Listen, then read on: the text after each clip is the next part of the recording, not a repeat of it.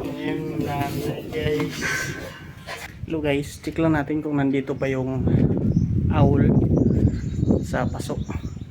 Kasi di ko na sila naririnig ng tuwing dalawang gabi na hindi ko sila naririnig. So baka lumipad na yun. So titingnan natin yan. Ito lang sila guys, oh. Dito lang yung paso. So dalawang gabi na kasi hindi ko naririnig yung mga inakay niya. Tingnan natin kung nandito pa.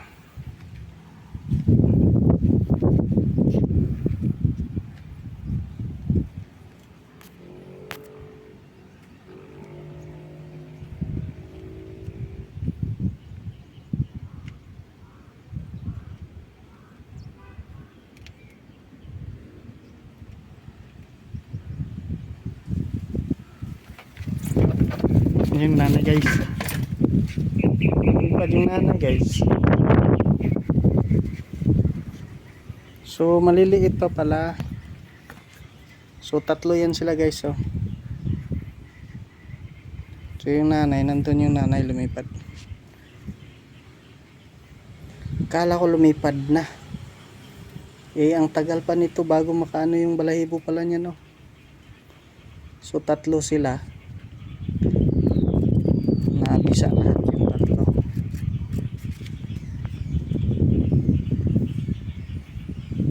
So yan lang guys. Tinignan ko lang kung ano.